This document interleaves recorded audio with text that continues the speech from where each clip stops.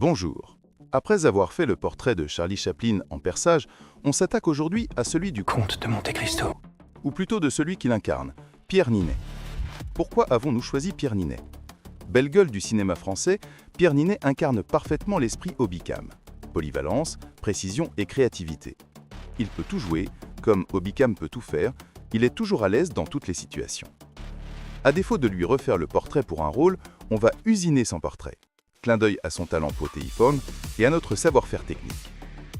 Voici toutes les étapes que l'on a suivies pour réaliser la gravure du portrait de Pierre Ninet. On commence évidemment par ouvrir l'image dans Obicam.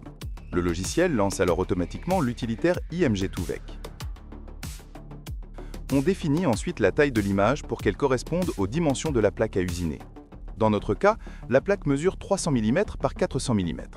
Pour le traitement, on choisit l'option Halftone. Le halftone est une technique d'imprimerie qui permet de créer l'illusion de différents niveaux de gris à partir d'une seule couleur. C'est particulièrement adapté ici. Notre plaque est recouverte d'une fine couche blanche et l'usinage révèle la teinte naturelle du bois en dessous. Lors de la gravure de Charlie Chaplin, nous avions opté pour un usinage par perçage successif.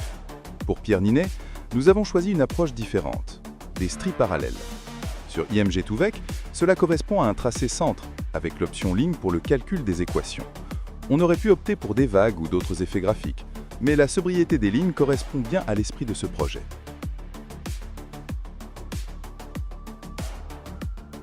Vient ensuite le choix de l'outil. Une fraise conique avec une pointe de 20 degrés et un diamètre en bout d'environ 0,1 mm, puisque notre fraise est légèrement usée au bout. Pour mieux visualiser le rendu, on ajuste les couleurs dans IMG2VEC. Notre plaque est en bois sombre avec une surface blanche, le contraste final fera apparaître des stries couleur bois sur fond blanc.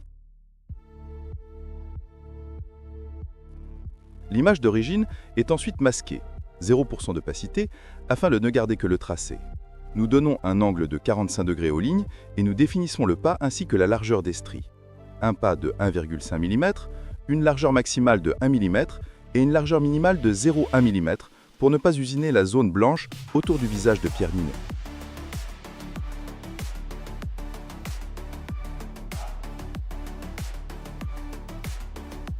Avant de retourner dans Obicam, il est essentiel de sélectionner l'option Centre 3D seul. Contrairement à l'option Centre, qui renverrait le contour des épaisseurs de traits, Centre 3D seul garde uniquement la ligne centrale et lui donne la profondeur adaptée selon les caractéristiques de l'outil.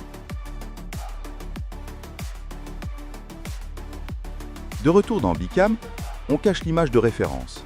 Pour cela, on utilise la fonction Réglage des attributs, on place l'image dans un calque séparé et on masque ce calque. Ce n'est pas indispensable, mais cela rend l'espace de travail plus clair et l'image ne nous servira plus.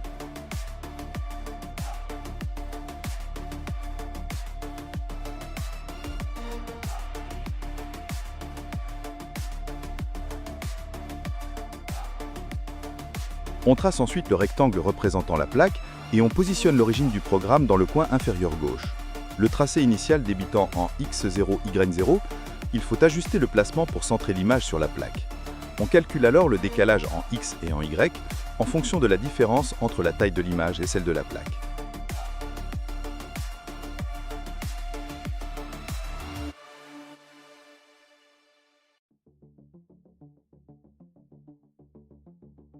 Vient enfin la création du profil 3D du portrait.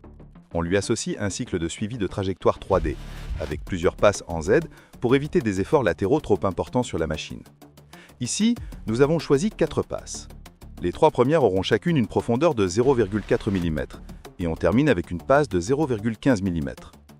On règle ensuite la vitesse de rotation, la vitesse d'avance et l'ensemble des conditions de coupe, et on valide.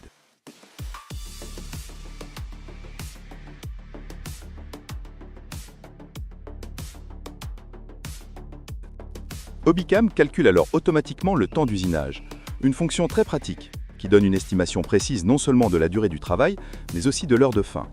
Pour un professionnel, c'est un excellent outil aussi pour établir des devis. Dernière étape, on post-process. Et voilà, le portrait de Pierre Ninet est prêt à prendre vie dans le bois, strie après strie.